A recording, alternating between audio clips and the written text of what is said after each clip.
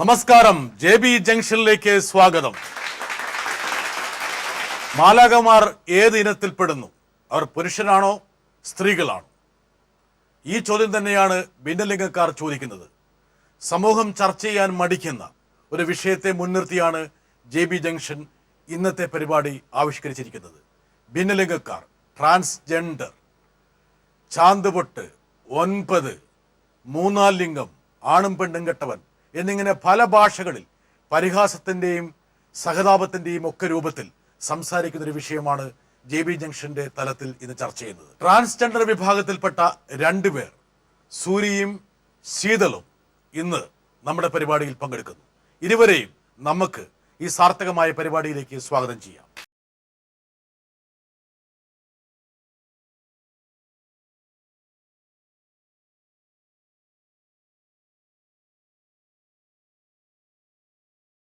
ശീതൾ, സൂര്യ, ഇത് JB ജംഗ്ഷന്റെ ഫ്ലോറിലെ വളരെ അപൂർവതയുള്ള ഒരു പരിപാടിയാണ്. നിങ്ങളിങ്ങനെ എൻ്റെ മുമ്പിൽ സോഫയിൽ ഇരിക്കുമെന്ന് ഞാൻ ഒരിക്കലും വിചാരിച്ചില്ല. ഇയാളെ എനിക്ക് നന്നായിട്ട് അറിയാം. സൂര്യ. അതെ. സൂര്യയുടെ യഥാർത്ഥ പേരെന്താണ്? വിനോദ്. വിനോദ്. ശീതൾ. എന്റെ യഥാർത്ഥ പേര് ശ്യാം. ശ്യാം. സാർ, ഒരു കാര്യം പറഞ്ഞോട്ടെ, ഈ യഥാർത്ഥ പേരെന്ന് പറയുമ്പോ എന്റെ ഇപ്പൊ സർട്ടിഫിക്കറ്റ് നെയിം സൂര്യ എന്ന് തന്നെയാണ്. വിനോദ് എന്ന് ഞാൻ അറിയാതെ എന്റെ അച്ഛനും അമ്മയും ഇട്ട പേരാ. ഞാൻ അറിഞ്ഞില്ലായിരുന്നു, അറിഞ്ഞെങ്കിൽ സമ്മതിക്കില്ലായിരുന്നു. അന്ന് അറിവുള്ള സമയമായിരുന്നെങ്കിൽ അതിനെ പ്രതികരിക്കുമായിരുന്നു. ഇന്ന് ആ പേര് മറക്കാൻ ആഗ്രഹിക്കുക. ആ പേര് ഓർമ്മിക്കുന്ന പോലും ഇല്ല. പിന്നെ അതെ, മറക്കാതെ. എന്തായാലും ശീതളും സൂര്യയും ഇവിടെ നമ്മുടെ ഈ സെറ്റിൽ വരാൻ കാരണം ഇന്ന് സമൂഹം നിങ്ങളോട് പുലർത്തുന്ന സമീപനത്തിൽ വലിയൊരു മാറ്റമാണ്. ഒരുപക്ഷെ 5 വർഷമോ 10 വർഷം മുമ്പ് നിങ്ങളെ കാണുന്ന രൂപത്തിലല്ല ഇന്ന് സമൂഹം കാണുന്നു. അതേസമയം തന്നെ സാധാരണ ജനങ്ങൾക്ക് ഇതെന്താണ് എന്നതിനെക്കുറിച്ച് ഒരുപാട് ആശയക്കുഴപ്പം. നിങ്ങൾ വേഷം കെട്ടി നടക്കുന്നതാണോ, കോപ്രായം കാണിക്കുന്നതാണോ, ആൾക്കാരെ പറ്റിക്കാനുള്ള പരിപാടിയാണോ, ഇതൊക്കെ ഒരു ഉഡായിപ്പാണോ എന്നൊക്കെ ചിന്തിക്കുന്ന ആൾക്കാരുണ്ട്. ഒരുപക്ഷെ സൂര്യക്ക് വേണമെങ്കിൽ ലളിതമായി പറയാൻ പറ്റും, എന്താണ് ഈ ട്രാൻസ്ജെൻഡർ? ട്രാൻസ്ജെൻഡർ എന്ന് പറയുന്ന ഒരു പദം തന്നെ നമുക്ക് വേണ്ടി മലയാളത്തിൽ ഒരു പദം ഞങ്ങളെ വിളിക്കാനില്ല.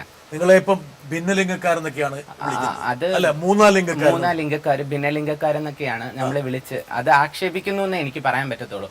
സുപ്രീം കോടതി പോലും 3rd ജെൻഡർ എന്നാണ്. അതെ. അപ്പൊ ഒരു സുപ്രീം കോടതി നിങ്ങളോട് സഹതാപം കാണിച്ചുകൊണ്ടാണ് അല്ലെങ്കിൽ സ്നേഹം കാണിച്ചുകൊണ്ടാണ് 3rd ജെൻഡർ എന്ന് വിളിച്ചത്. ഞങ്ങൾക്ക് ആരുടെ സഹതാപവും സ്നേഹവും വേണ്ട സർ.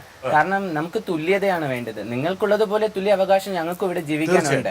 അപ്പൊ പിന്നെ എന്തിനാ മറ്റുള്ളവരുടെ സഹതാപത്തിന്റെ ആവശ്യം? അല്ല സർ, ഇതിൽ തന്നെ തുല്യത എവിടെയാണ്? നമ്മൾ തേർഡ് മൂന്നാമതൊരു ഭാഗത്തേക്ക് എങ്ങനെയാണ് പോകുന്നത്? അപ്പൊ നിങ്ങൾ ഒന്നെന്ന് പറയാൻ വേണ്ടി നമുക്ക് അല്ല, അപ്പൊ രണ്ടാരാണ്? 2 പുരുഷന്മാരെ 3 സ്ത്രീകളെ. അതെങ്ങനെയാ? സ്ത്രീകൾ സമ്മതിക്കില്ലല്ലോ. നമ്മൾ ജെൻഡർ ഈക്വാലിറ്റി എന്ന് പറയുമ്പോൾ ഒന്നായി കാണുന്നു, കുഴപ്പമില്ല. എന്റെ ഒരു എന്താ പറയണ്ട വിശാല മനസ്സിന്റെ ഭാഗമായിട്ട് നിങ്ങളെ 1ാം സ്ഥാനത്ത് പ്രതിഷ്ഠിക്കുന്നു. 2ഉം 3ഉം വേണേ അവർ മത്സരിക്കട്ടെ, അതിന് വേണ്ടി തർക്കം ഉണ്ടായിക്കോട്ടെ. പക്ഷെ എങ്കിൽ പോലും നമുക്ക് സൂര്യശീതൾ ഒരു ചർച്ചയുടെ ഒരു പ്രതലത്തിലേക്ക് ഇതിനെ കൊണ്ടുവരുമ്പോൾ സാധാരണക്കാർക്ക് മനസ്സിലാക്കാൻ വേണ്ടിയിട്ട് നമുക്ക് ചില പദാവലികൾ ഉപയോഗിക്കേണ്ടി വരും. ഇപ്പൊ ട്രാൻസ്ജെൻഡർ എന്നുള്ള പദാവലി ഇംഗ്ലീഷിൽ ഉപയോഗിക്കുന്ന പോലെ ഒരു പക്ഷേ മലയാളത്തിലും നമുക്ക് ഉപയോഗിക്കേണ്ടി വരും. മലയാളത്തിൽ ഉപയോഗിക്കുമ്പോൾ ഞാൻ ഏറ്റവും കാണുന്ന ഒരു സഭ്യമായിട്ടുള്ളൊരു ഭാഷ ഭിന്നലിംഗം എന്നുള്ളതാണ്. ഒരു ഡിഫറെന്റ് ആയിട്ടുള്ള മലയാളം വാക്കല്ല, സംസ്കൃതമാണ് ഭിന്നലിംഗം. അപ്പൊ മലയാളം പറ. ട്രാൻസ്ജെൻഡർ തന്നെയാണ്. ഇപ്പൊ നമ്മൾ ബസ്സിന് എന്താണ് പറയുന്നത്? റേഡിയോ.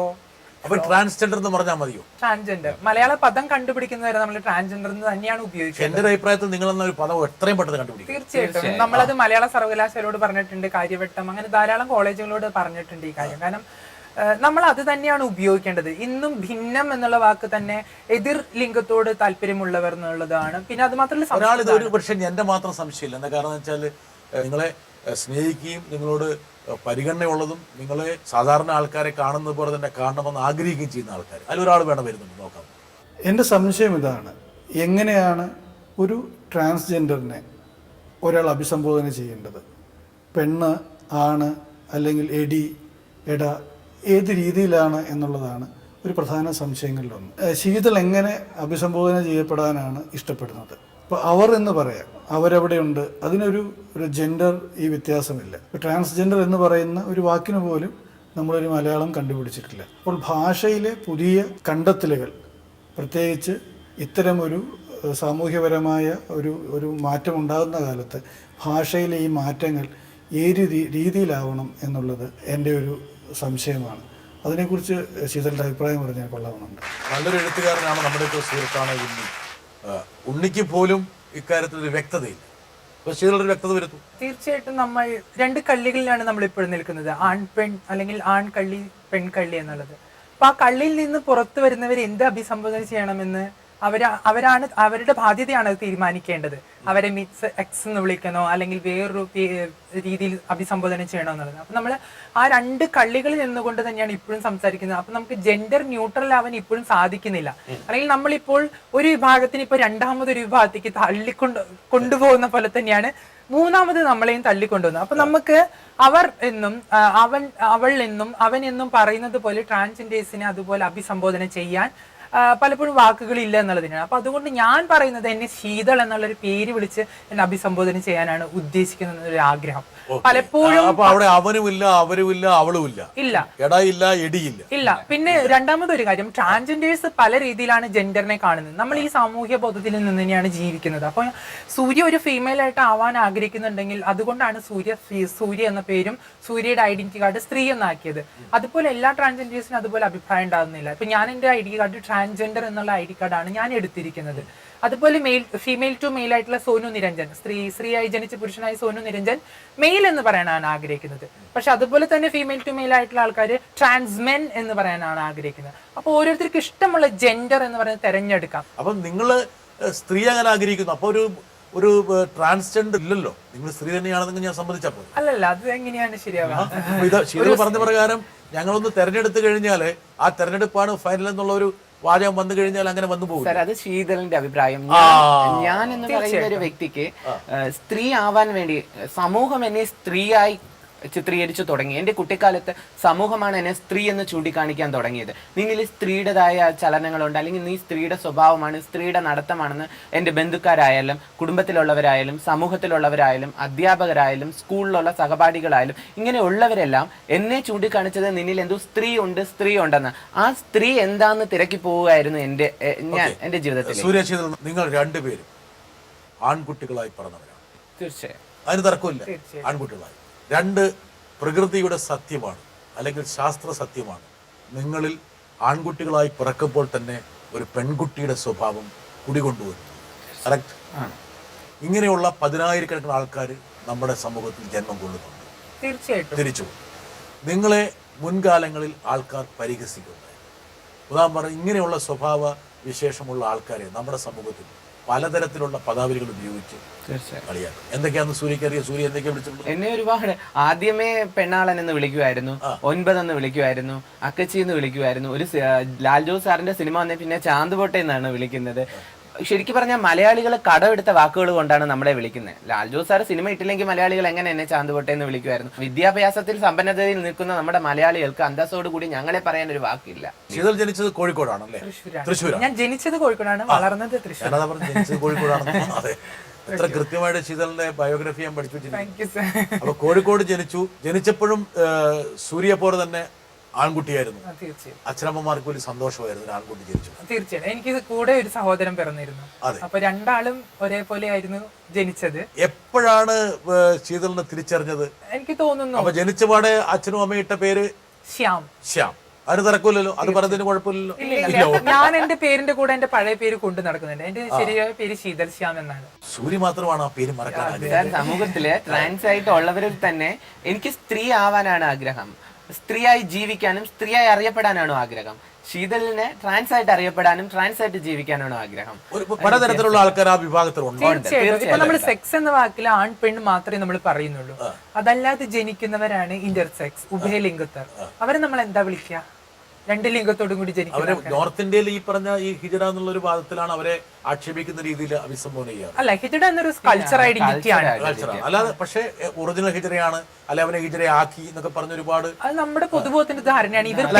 എന്നെ കാരണം വെച്ചാൽ ഒന്ന് ഇതിനെ കുറിച്ചുള്ള വ്യക്തമായ ധാരണ ആൾക്കാർക്ക്, രണ്ട് ഈവൻ ഇതിനെ കുറിച്ച് അറിയാവുന്ന ആൾക്കാർ തന്നെ കൺഫ്യൂസ്ഡ് ആണ്. തീർച്ചയായിട്ടും. അതുകൊണ്ടാണല്ലോ നീതിപീഠം പോലും നിങ്ങളെ 3-ാം ലിംഗം എന്നുള്ള നമ്മുടെ പാഠ്യപദ്ധതികളില്ല. ജെൻഡർ, സെക്ഷുവാലിറ്റി എന്നീ വിഷയങ്ങളെ കുറിച്ച് ഒരു പാഠ്യപദ്ധതിയിലും പരാമർശിക്കുന്നില്ല. മെഡിക്കൽ തലങ്ങളിൽ പോലും വരുന്നു. ഓക്കെ, ശ്യാം എന്നുള്ളത് ഒരു കുട്ടി ജനിച്ചപ്പോൾ തന്നെ നമ്മുടെ ഭാഷയിൽ പറഞ്ഞാൽ ഒരു നമ്മുടെ ഡോക്ടർമാരുടെ ഭാഷ പറഞ്ഞ ഒരു ജനിതക വൈകല്യം സംഭവിച്ചു എന്നാണ് അവർ പറയുക. അതെ അതെ അങ്ങനെ അത് നടക്കില്ലല്ലോ ഇപ്പോഴും അങ്ങനെ പറയുന്നത്. ഇപ്പോഴും ഒരു ജനിതക വൈകല്യം ക്രോമസോമിന്റെ അല്ല അങ്ങനെയല്ലേ ക്രോമസോം ഹോർമോൺ വ്യതിയാനം ഹോർമോൺ വ്യതിയാനത്തിൽ സംഭവിച്ചാണ്. അതെ അതെ. അപ്പം ഒരു തെറ്റിന്റെ പ്രതീകമാണോ ശീതള്, അതെയോ അങ്ങനെ വിശ്വസിച്ചിരുന്നു ആ ചെറുപ്പകാലത്ത്. ചെറുപ്പക്കാരൻ? കാരണം എന്റെ അനിയൻ ഉപയോഗിച്ചിരുന്ന കളിപ്പാട്ടങ്ങൾ, കളിച്ചിരുന്ന കളികളൊക്കെ തന്നെ ആൺവർഗങ്ങൾക്ക് പറഞ്ഞിട്ടുള്ള കളികളായിരുന്നു. അല്ലെങ്കിൽ അവന് കൊടുത്തിരുന്ന കളിപ്പാട്ടങ്ങൾ, അവൻ ചൂസ് ചെയ്തിരുന്ന തോക്ക്, പൊക്ലിൻ, അങ്ങനെയുള്ള വലിയ വലിയ എന്താ പറയാ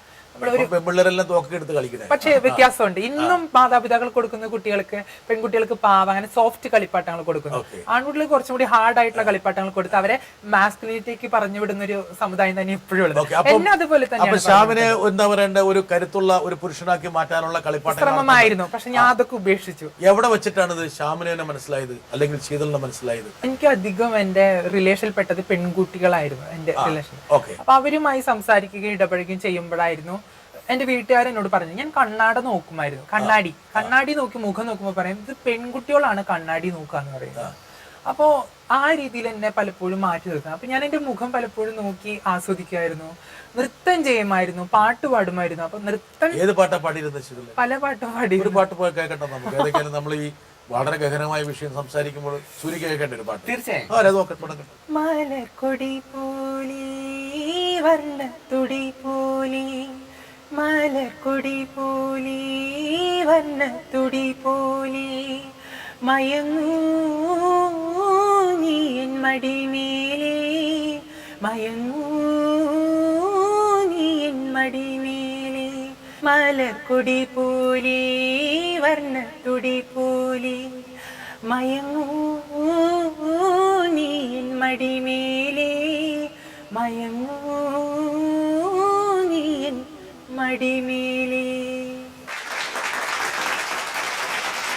സൂര്യനെയാണെങ്കിൽ നല്ലൊരു ഗായികയാണെന്ന് വേണേൽ പറയാമായിരുന്നു. ശീതള് ട്രാൻസ്ജെൻഡർ ആയി തിരഞ്ഞെടുക്കപ്പെട്ട സ്ഥിതിക്ക് ഗായിക എന്നും പറയാൻ പറ്റില്ല, ഗായകൻ എന്നും ഭാഷ അവിടെ തോറ്റു. ഞാൻ കുടുങ്ങിയിരിക്കുന്നു. അപ്പൊ എങ്ങനെയാ പറഞ്ഞേ? എന്താ ഞാൻ അഭിസംബോധന ചെയ്യുന്നത്? സാർ എന്ത് വേണമെങ്കിലും കണ്ടോ? അപ്പൊ എന്നെ പോലെ തന്നെ നിങ്ങളും കുഴങ്ങിയിരിക്കുകയാണ്. നല്ലൊരു പാട്ട് പാടി നമ്മളെല്ലാവരും കുഴങ്ങുകയാണ്. ഇപ്പോഴും നമ്മൾ കുഴങ്ങുകയാണ്. അപ്പൊ നമ്മൾ എന്താ ചെയ്യുന്നേ? പെൺകുട്ടികളെ ഗുൺഫും കരാട്ടൊക്കെ പഠിപ്പിക്കുക, കുരുമുളക് സ്പ്രേ ഉപയോഗിക്കാൻ പഠിക്കുക. എന്തിനു വേണ്ടിയിട്ടാ? ഓക്കെ, ഒരു 5-6 വയസ്സായപ്പോഴേക്കും ശീതളിന് മനസ്സിലായി. അതെ, ഞാൻ പാട്ട് പാടി പള്ളിയിൽ. 5 ആൺകുട്ടികൾ നിന്ന് പാട്ട് പാടുമ്പോ എന്റെ ശബ്ദം മാത്രം ഫീമെയിൽ വോയിസ് ആയി. ഞാൻ കൊയറിൽ നിന്ന് എന്നെ പുറത്താക്കി അവര്. ശീതളിന്റെ വോയിസ് ശബ്ദം ഉറച്ചിട്ടില്ലേ, പെൺ വോയിസ് ആണെന്ന് പറഞ്ഞാൽ എന്നെ ഔട്ടാക്കി. ഞാൻ നൃത്തം പഠിക്കാൻ ആഗ്രഹിച്ചിരുന്നു. എന്നോട് പറഞ്ഞത് ബ്രേക്ക് ഡാൻസ് പഠിക്കാനാണ്. എന്നെ കൊണ്ട് ബ്രേക്ക് ഡാൻസ് പറ്റത്തില്ല, ക്ലാസിക്കൽ ഡാൻസേ പറ്റത്തുള്ളൂ. അപ്പൊ എന്റെ അത്തരം കഴിവുകളെ എനിക്ക് പലപ്പോഴും പ്രോത്സാഹിക്കാൻ പറ്റില്ല. പഠിക്കാൻ ഇഷ്ടമായിരുന്നു. ഞാൻ പാഠം വായിക്കുമ്പോൾ ടീച്ചർ പറഞ്ഞു, പെണ്ണിന്റെ ശബ്ദത്തിൽ പാഠം വായിക്കരുത്, പാഠം വായിക്കരുത്, നിർത്തി വെക്കണം എന്ന് പറഞ്ഞു. ഇത് തന്നെയായിരുന്നു പലപ്പോഴും ടീച്ചേഴ്സ് ക്ലാസ്സിലത്തെ ആൺകുട്ടികളോട് പറഞ്ഞിരുന്നത്, ആൺകുട്ടികളെ വില കളയാനാണ് ഇങ്ങനെ ഒരാളുള്ളത് എന്നുള്ളതാണ്. അപ്പൊ പലപ്പോഴും ആൺകുട്ടികൾ പറഞ്ഞത്, നീ ഞങ്ങളുടെ വില കളയാൻ ഉണ്ടായിട്ടുള്ള ആളാണല്ലോ. എന്താണ് ആൺകുട്ടികൾ പിന്നെ വിളിച്ചോണ്ടിരുന്ന ശീതളിനെ? എന്നെ പല രീതിയിൽ വിളിച്ചിരുന്നു. അന്ന് ചില മോശമായ പേരുകളാണ്, ഫ്ലൂട്ടെ, 9, മറ്റു പല ഊത്തെ, അങ്ങനെ പല പേരുകളും. അതായത് കുറച്ചും കൂടി വളരെ നമ്മൾക്ക് സ്വാഭാവികമായിട്ട് ആ ചെറിയ വയസ്സത്തില് മാനസികമായിട്ട് വലിയൊരു തകർച്ച, പെണ്ണുകുഞ്ഞായി എന്നുള്ള പേരുകളൊക്കെ അതെന്റെ വീട്ടുകാർ ഉപയോഗിച്ചിരുന്നു. വീട്ടുകാർ തന്നെ. തീർച്ചയായിട്ടും ആദ്യത്തെ ഹറാസ്മെന്റ്, പീഡനം ആരംഭിച്ചത് വീട്ടിലാണ്.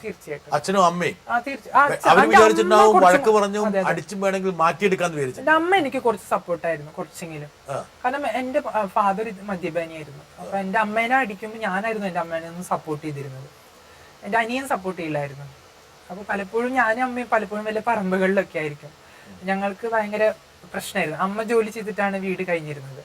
അമ്മ എന്നോട് നല്ലത് പറഞ്ഞു തരും, നീ നല്ല ഒരു തൊഴിൽ നേടണം, ജീവിക്കണം നന്നായി. അമ്മയ്ക്ക് മനസ്സിലായിരുന്നു തീർച്ചയായിട്ടും ഒരു വൈകല്യം, അല്ലെങ്കിൽ വൈകല്യമല്ല, ഒരു വ്യതിയാനം സംഭവിച്ചിട്ടുണ്ട്. ഈ പറഞ്ഞ പുരുഷന്റെയും സ്ത്രീയുടെയും ഇടയിൽ എവിടെയാണ് അത് പറയുന്നതിന് കുഴപ്പമില്ലല്ലോ സൂര്യ. മിക്കവാറും എന്റെ കാര്യം പറഞ്ഞിട്ട് വീട്ടിൽ വഴക്കുണ്ടാവാറ്. ഇങ്ങനെ ഒരാള് ജനിച്ചത് കൊണ്ടാണ് വീട്ടിലെപ്പോഴും വഴക്ക് എന്നുള്ള രീതിയിൽ. അച്ഛൻ അതാണ് കാരണം? തീർച്ചയായിട്ടും. പഠനം പൂർത്തിയാക്കിയില്ല? ഇല്ല, പറ്റിയില്ല. കാരണം എനിക്ക് 8ാം ക്ലാസ്സിൽ വെച്ചിട്ടാണ് എന്റെ ക്ലാസ്സിലത്തെ ഒരു 7 പേര് ചേർന്ന് തന്നെ സെക്ഷലി ഹറാസ് ചെയ്തത്. എന്റെ ഉടുപ്പൊക്കെ വലിച്ചു കയറി ലൈംഗികമായി പീഡിപ്പിച്ചു. സൂര്യ, ഈ പറഞ്ഞ ഏറ്റവും പ്രധാനപ്പെട്ട ഒരു കാര്യം, നിങ്ങൾ ഇങ്ങനെയൊക്കെ വേഷം ഒക്കെ അണിഞ്ഞ് പോകുമ്പോൾ, സാരിയൊക്കെ എടുത്തു പോകുമ്പോൾ, പക്ഷെ നിങ്ങൾക്കൊരു ഒരു പുരുഷന്റെ ചില ഘടകങ്ങൾ നിങ്ങളുടെ ശരീരത്തുണ്ട് എന്ന് തിരിച്ചറിയുന്നു. നിങ്ങളുടെ ശബ്ദത്തിൽ കുറച്ച് പുരുഷ വോയിസും ഫീമെയിൽ വോയിസും കൂടെ മിക്സാണ്. ശരീരത്തിൽ തന്നെ വേണമെങ്കിൽ അല്പം നിങ്ങൾ യഥാർത്ഥത്തിൽ പുരുഷനാകാൻ വേണ്ടി ജനിച്ച ആൾക്കാരാണ്. പക്ഷേ ഈ പറഞ്ഞ പോലെ ഇതിൻ്റെ പ്രകൃതിയുടെ സത്യം എന്ന കണക്കിന് നിങ്ങൾ മാറിയതാണ്. ജനത്തിൻ്റെ ഒരു ക്യൂരിയോസിറ്റി, ഒരു കൗതുകം എപ്പോഴും ഇതെന്താണ്. തീർച്ചയായിട്ടും ഉണ്ട് സർ. അതിൻ്റെ ഒരുപാട് ദൂഷ്യഫലങ്ങൾ ഞാൻ അനുഭവിച്ചിട്ടുള്ള വ്യക്തിയാണ്. കാരണം ഞാൻ ഒരു കാലഘട്ടം കഴിഞ്ഞപ്പോൾ എൻ്റെ ഒരു സ്ത്രീ ഒരു അന്വേഷിച്ച് പോക്കുണ്ടല്ലോ, എന്താണ് എല്ലാവരും പറയുന്നത്, എന്നിൽ സ്ത്രീ എന്തെന്ന് തിരക്കിയുള്ളൊരു യാത്ര ഉണ്ടായിരുന്നു എനിക്ക് എൻ്റെ ജീവിതത്തിൽ. ആ യാത്ര എന്നെ ഒരുപാട് സെക്സ് റാക്കറ്റിലെന്ന് വേണമെങ്കിൽ പറയാം, ആ ഒരു തരത്തിൽ വരേണ്ട ഒരു അവസ്ഥ വന്നിട്ടുണ്ട് എൻ്റെ ജീവിതത്തിൽ. അവിടെ നിന്നൊക്കെ ഞാൻ എന്നിലൊരു കലയുണ്ട്, കല കൊണ്ട് ജീവിക്കണം, സത്യസന്ധമായി ജീവിക്കണം, സമൂഹത്തിൽ നല്ല വിലയും പേരും, ഇന്ന് എന്നെ ആക്ഷേപിക്കുന്നവരുടെ മുമ്പിൽ എനിക്കൊരു വില ഉണ്ടാക്കി കാണിക്കണം, അവരുടെ മുമ്പിൽ എനിക്കറിയപ്പെടുന്ന ഒരു ആർട്ടിസ്റ്റ് ആവണം, അല്ലെങ്കിൽ എന്നിലെ ദൈവം തന്ന കഴിവ് ഡാൻസ് ചെയ്യാനോ അല്ലെങ്കിൽ ഇങ്ങനെയുള്ള പാട്ട് പാടാനോ ഞാൻ മോണോ ആക്ട് ചെയ്യുമായിരുന്നു. അപ്പോൾ ഇങ്ങനെയൊക്കെയുള്ള കഴിവുകൾ എനിക്കുണ്ട്, എന്തുകൊണ്ട് നീ അത് തിരക്കി പോകുന്നില്ല എന്ന് ഞാൻ ഒരുപാട് ചിന്തിച്ചിട്ടുണ്ട്. അങ്ങനെ ഞാൻ എൻ്റെ കലാപരമായി ഇതിലോട്ട് വന്ന സമയത്ത് തന്നെ ഞാൻ എൻ്റെ പുരുഷ വേഷമായ ഷർട്ടും പാൻറ്റും ഞാൻ എടുത്ത് കത്തിച്ചു കളഞ്ഞു. താല്പര്യമില്ല. അങ്ങനെ സ്വാതന്ത്ര്യം പ്രഖ്യാപിച്ചു. തീർച്ചയായും ഞാൻ എന്നിൽ തന്നെ ഒരു തീരുമാനം എടുത്തു, എന്നെങ്കിലും എൻ്റെ ശരീരം മരിച്ച് പട്ടടയിൽ വയ്ക്കുമ്പോൾ പുരുഷൻ്റെതായിട്ട് നിങ്ങൾ കാണുന്ന ഒരു അവയവം എനിക്ക് ഉണ്ടാവരുതെന്നുള്ള കുറച്ചൊരു തീരുമാനം ഞാൻ ആദ്യം എടുത്തു. കുഞ്ഞു ക്ലാസ്സിൽ സൂര്യ പിന്നെ വിനോദായിട്ട് തന്നെയാണ് അറിയപ്പെട്ടത്. തീർച്ചയായും അതിന് തർക്കമില്ല. ഇല്ല. അച്ഛനും അമ്മനും വിനോദം എന്നുള്ള കുട്ടീനെയാണ് ഇഷ്ടം അല്ലേ? അതെ, തീർച്ചയായും. അമ്മയ്ക്ക് എൻ്റെ പേര് വിനോദം എന്ന് എന്നെ വിളിക്കാനാണ്. ഞാൻ സർജറി കഴിഞ്ഞു, ഞാൻ വീട്ടിൽ അമ്മയെ കുറിച്ച് പറയുമ്പോൾ അമ്മയെ കൊണ്ടുവന്നില്ലെങ്കിൽ അത് പ്രശ്നം. ഞാൻ പ്രസവിച്ച മകനാണ് സൂര്യ എന്നറിയപ്പെടുന്ന വിനോദ്. അവൻ എനിക്ക് കുടുംബത്തിലേക്ക് വേണ്ടിയിട്ട് ഒരുപാട് സഹായങ്ങൾ ചെയ്തിട്ടുണ്ട്. കോമഡി ഷോയിൽ ഇറങ്ങിയതിന് ശേഷം അവൻ കാശെല്ലാം കൊണ്ടു തരുന്നത് എൻ്റെ കയ്യിലായിരുന്നു. അവൻ്റെ അനിയത്തി അയക്കാനും എന്ത് കാര്യത്തിനും സഹായിക്കാൻ അവൻ മുന്നിട്ടിറങ്ങുമായിരുന്നു. സൂര്യ പെൺകുട്ടിയായിട്ട് ഇത് വന്നതിൽ അവൻ്റെ കൂട്ടുകാർക്ക് വേണ്ടി ഇതേപോലെയുള്ളവർക്ക് വേണ്ടിയിട്ട് സഹായങ്ങൾ ചെയ്യും, സമൂഹത്തിൽ ഇത് കൊണ്ടുവന്നതിലും എനിക്ക് അഭിമാനമേ ഉള്ളൂ. ഞാൻ പ്രസവിച്ച് ആൺകുട്ടിയാണെങ്കിലും എനിക്ക് അതിലൊരു അഭിമാനമേ ഉള്ളൂ. ഇത് ചെയ്ത നല്ല കാര്യങ്ങൾ ചെയ്യുന്നതിൽ അവർക്ക് വേണ്ടി മോൻ ചെയ്യുന്നതെല്ലാം സന്തോഷമാണ്. നിനക്ക് എല്ലാവിധ ഐശ്വര്യങ്ങളും ഉണ്ടാവട്ടെ എന്ന് അമ്മയുടെ പ്രാർത്ഥന. എൻ്റെ ജീവിതത്തിൽ ആദ്യമായിട്ടാണ് അമ്മ ഇങ്ങനെ പറയണം ഞാൻ കേൾക്കുന്നത്. കാരണം എനിക്ക് ഒരുപാട് സപ്പോർട്ട് ചെയ്തിട്ടുള്ള എൻ്റെ അമ്മയാണ്. അമ്മയ്ക്ക് വേണ്ടിയിട്ടാണ് ഞാൻ ജീവിച്ചത് തന്നെ. അമ്മ ഇന്ന് വരെ എന്നെ മോളെ എന്ന് വിളിച്ചിട്ടില്ല. കാരണം അമ്മ സർജറി കഴിഞ്ഞ് ഞാൻ വന്നപ്പോഴും എൻ്റെ അമ്മ പറഞ്ഞത്, ഞാൻ പ്രസവിച്ച ഒരു ആൺകുട്ടിയാണ്, ചിലപ്പോൾ മറ്റുള്ളവരുടെ മുമ്പിൽ നിന്നെ നാണം കെടുത്താതെ ഇരിക്കാൻ ഞാൻ ചിലപ്പോൾ മോളെ എന്ന് വിളിക്കാം, പക്ഷെ എൻ്റെ മനസ്സിലെന്നും മോനായിരിക്കും. അത് മാറി വരാൻ ഒരുപാട് സമയമെടുക്കും. ആ സമയത്ത് ചിലപ്പോൾ ഞാൻ നിന്നെ മോളെ എന്ന് വിളിച്ചെന്നിരിക്കാം, മറ്റുള്ളവരുടെ മുമ്പിൽ ഒരിക്കലും ഞാൻ നിന്നെ നാണം കെടുത്തില്ല എന്ന് എൻ്റെ അമ്മ പറഞ്ഞിട്ടുണ്ട്. എന്നിട്ട് ഞാൻ സർജറി കഴിഞ്ഞ് വന്നപ്പോഴും എന്നെ 2 കൈ നീട്ടി എൻ്റെ അമ്മ സ്വീകരിച്ചിട്ടുണ്ട്. ഇന്ന് ഞാൻ അമ്മയുടെ കൂടെ അല്ല താമസിക്കുന്നത്, ഞാൻ സെപ്പറേറ്റ് ആയിട്ടാണ് താമസിക്കുന്നത്. ആണെങ്കിൽ കൂടിയും അമ്മയുടെ കാര്യങ്ങളായാലും വീട്ടിൻ്റെ കാര്യങ്ങളായാലും എൻ്റെ സഹോദരൻ എൻ്റെ കൂട്ടുകാരോടായാലും മറ്റുള്ളവർ ആര് ചോദിച്ചാലും പറയും ഞാൻ മരിച്ചു പോയെന്നാണ് പറയണത്. അപ്പോൾ അവരോട് ഞാൻ മറുപടി പറയുന്ന, എന്നിലെ പുരുഷൻ മരിച്ചു, ഞാൻ ഇന്നൊരു സ്ത്രീയാണ്. അവൻ പറഞ്ഞത് ശരിയാണ്, അവൻ്റെ സഹോദരൻ മരിച്ചു, ഇന്ന് അവൻ്റെ സഹോദരിയായിട്ടാണ് ഞാൻ ജീവിക്കുന്നത്. അപ്പോൾ സഹോദരൻ അക്സെപ്റ്റ് ചെയ്യുന്നില്ല, എന്നോട് മിണ്ടാറില്ല, സംസാരിക്കാറില്ല. സർജറിക്ക് മുമ്പ് വരെ സംസാരിക്കുമായിരുന്നു, മിണ്ടുമായിരുന്നു. അപ്പോൾ അവര് പറയുന്നത് അവൻ അങ്ങനെ ജീവിച്ചെങ്കിൽ കുഴപ്പമില്ല, എനിക്കൊരു ആണും പെണ്ണും കെട്ട് എന്നുള്ളൊരു കാറ്റഗറിയിൽ ജീവിക്കാൻ, മറ്റുള്ളവരുടെ ആക്ഷേപത്തിൽ ജീവിക്കാൻ താല്പര്യമില്ല. അപ്പോൾ അങ്ങനെ ഞാൻ അമ്മയുടെ അടുത്ത് പറയാതെയാണ് ആദ്യമായി സർജറിക്ക് പോകുന്നത്. സൂര്യ ഒരു സെക്കൻഡ്, എന്താ കാരണം വെച്ചാൽ ഇപ്പം കണ്ണു തുടച്ചോ, ഞാൻ വിചാരിച്ചപ്പോൾ ബോൾഡൊക്കെയാണ്. അമ്മയുടെ അടുത്ത് എല്ലാവരും എത്ര ബോൾഡായ ആളായാലും അമ്മയുടെ അടുത്ത് ചെല്ലുമ്പോൾ ആദ്യമായിട്ടാണ് എൻ്റെ അമ്മ പറഞ്ഞ് ഞാൻ കേൾക്കുന്നത് ഇങ്ങനെ. അമ്മ ഇന്ന് വരെ ഒന്നിലും ഒരു ഇന്റർവ്യൂവും കൊടുത്തിട്ടില്ല, ആരോടും ഇങ്ങനെ സംസാരിച്ചിട്ടില്ല. ഞാൻ ഈ കാര്യം വന്ന് സംസാരിച്ചില്ല, എനിക്ക് ഭയങ്കര സന്തോഷം. സൂര്യയുടെ അമ്മ വളരെ സപ്പോർട്ടീവാ. സൂര്യയുടെ അമ്മയുടെ കൂടെ ട്രാൻസ്ജെൻഡേഴ്സ് ആയിട്ടുള്ള ആൾക്കാർ ജോലി ചെയ്യുന്നുണ്ട്. സൂര്യ ഇപ്പം ഒരു അമ്മയുടെ ഒരു സ്നേഹം വന്നപ്പോൾ സൂര്യയുടെ കണ്ണു നിറഞ്ഞു, മനസ്സ് നിറഞ്ഞു. ഇത് തന്നെയാണ് നിങ്ങൾ ആഗ്രഹിക്കുന്നത്. അതായത് ഇതേ സ്നേഹം സമൂഹം കുറച്ചുകൂടി തന്നിരുന്നെങ്കിൽ നിങ്ങളുടെ ജീവിതമൊക്കെ എത്രത്തോളം ഗുണകരമാകുമായിരുന്നു, സുന്ദരമാകുമായിരുന്നു. ഈ ശീതളിന്റെ കാര്യം പറഞ്ഞ പോലെ സൂര്യയും ആദ്യം ഈ പറഞ്ഞ പോലെ ആൺകുട്ടിയായിട്ട് വിനോദായിട്ട് ജനിച്ചു. വിനോദം അമ്മ ഇങ്ങനെ അടിവരയിടുന്നു. എന്താ കാരണത്തിൽ മറക്കരുത് എന്നുള്ള ഇതിനാണ് അമ്മയുടെ ഒരു വാച്ച് ആയിരിക്കും. വിനോദായിട്ട് ജനിച്ചു, എപ്പോഴാണ് ഈ പറഞ്ഞ ശീതളിന് ഒരു 5 വയസ്സുള്ള സമയത്ത് മനസ്സിലായി എന്ന് പറഞ്ഞാൽ സൂര്യക്ക് എപ്പോൾ മനസ്സിലായി? സാർ ഞാൻ കുട്ടിക്കാലം മുതലേ നൃത്തം എൻ്റെ എന്താ പറയുക രക്തത്തിൽ അലിഞ്ഞതുപോലെ എവിടെ പാട്ട് കേട്ടാലും ഡാൻസ് കളിക്കുമായിരുന്നു. പിന്നെ ഇതേപോലെ ഈ എല്ലാ ട്രാൻസ്ജെൻഡേഴ്സിനും ഇത് ഏകദേശം ഒരു സെമിനാരിറ്റി കാണും. കാരണം ഞാനും ക്രിക്കറ്റ് കളിക്കാൻ, എൻ്റെ ചേട്ടൻ ക്രിക്കറ്റ് കളിക്കാൻ പോകുമ്പോൾ ഞാൻ അവിടെ നിന്ന് ദൂരെ നിന്ന് കാണുകയോ അല്ലെങ്കിൽ ആ സമയം പാചകത്തിൽ ഞാൻ നന്നായിട്ട് കുക്ക് ചെയ്യുന്ന ഒരാളാണ്. അപ്പോൾ 7 വീട്ടിലെ ചേച്ചിമാരോട് തിരക്കി ഒരു പ്രാവശ്യം സാമ്പാർ വെച്ചിട്ട് ചരിത്രമുണ്ട്. കാരണം 7 വീട്ടിൽ ചെന്ന് വീട്ടിലെ സാമ്പാർ വെക്കാൻ എന്താണെന്ന് അറിയില്ല. 7 വീട്ടിലെ ചേച്ചിമാരിൽ നിന്ന് 7 ഇങ്ങനെ സാമ്പാറിൽ ഇടുന്ന 7 ഐറ്റങ്ങൾ മേടിച്ചിട്ടൊന്ന് ഞാൻ സാമ്പാർ വെച്ചിട്ടുണ്ട്. അപ്പൊ അങ്ങനെ വീട്ടിൽ ഒതുങ്ങിക്കൂടാനാണ് ഞാൻ ആഗ്രഹിച്ചിരുന്നത്. അതുപോലെ തന്നെ പിന്നെ നൃത്തമായാലും അതുപോലെയുള്ള പ്രോഗ്രാംസ് അങ്ങനെയുള്ളതൊക്കെ പഠിക്കാനും ഇതായിരുന്നു ആഗ്രഹം. അപ്പൊ അന്ന് മുതലേ എന്നെ ഒന്ന് മാറ്റി നിർത്തപ്പെട്ടു. ഞാനിപ്പോ ക്രിക്കറ്റ് കളിക്കാൻ അമ്മയായാലും വീട്ടുകാരായാലും നീ പോയി കളിക്കെന്ന് പറഞ്ഞ് പോകുമ്പോഴും അവരെന്നെ കൂട്ടാറില്ല. പക്ഷെ നീ പോയി വല്ല ഡാൻസും കളി, ഇല്ലെങ്കിൽ നീ അവിടെ പോയി ഇരിക്കുക എന്നേ എൻ്റെ അടുത്ത് പറഞ്ഞിട്ടുള്ളൂ കുട്ടിക്കാലം മുതലേ. എന്നെ വിളിച്ചിട്ടില്ല. അപ്പോൾ അങ്ങനെ ഇരിക്കുമ്പോഴാണ് ബന്ധുക്കളിൽ നിന്ന് എനിക്ക് ലൈംഗികമായിട്ടുള്ള ചൂഷണം ഉണ്ടായിട്ടുള്ളത്. ആൾക്കാരെ പീഡിപ്പിച്ചു. ആൾക്കാരെന്ന് പറയുന്നതിനേക്കാൾ കൂടുതൽ കുടുംബത്തിലുള്ളവരെന്ന് തന്നെ പറയാം. എനിക്ക് പേര് പറയാൻ ആഗ്രഹിക്കുന്നില്ല. കുടുംബത്തിലുള്ളവരുടെ സെക്ഷൽ ഹറാസ്മെന്റ്, അവിടെ നിന്ന് അവരുടെ ആ സമയത്ത് അവർ പ്രയോഗിച്ച വാക്കുകൾ എന്നിൽ വല്ലാതെ ഒരു ടച്ചായി. അപ്പൊ അതിനെ അന്വേഷിച്ചിട്ടുള്ള ഒരു യാത്രയായിരുന്നു എൻ്റെ ജീവിതത്തിൽ. സ്കൂളിൽ ചെന്നാൽ, ഇപ്പൊ സ്കൂള് ബോയ്സ് സ്കൂളാണ്, അവിടെ ആൺകുട്ടികൾ മാത്രമേ പഠിക്കുന്നുള്ളൂ.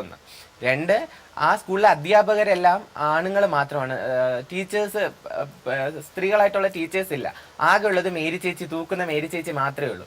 അപ്പൊ അവിടെ ഒരു 10,000-6,000 കുട്ടികളുടെ ഇടയിൽ ഒരു ശ്രൈണ സ്വഭാവമായിട്ട് കടന്നുകൂടിയതാണ് ഞാൻ. അവിടുത്തെ എൻ്റെ ഒരു ജീവിതം എന്ന് പറയുന്നത് എങ്ങനെയും ഇറങ്ങി ഓടിയാൽ മതി. എല്ലാവരും വിദ്യാലയത്തെ കാണുന്നത് വലിയൊരു ആലയമായിട്ടും അല്ലെങ്കിൽ സരസ്വതി ക്ഷേത്രമായിട്ടായാലും ഞാൻ ഏറ്റവും കൂടുതൽ എന്നെ അധ്യാപകരെ പീഡിപ്പിച്ചോ?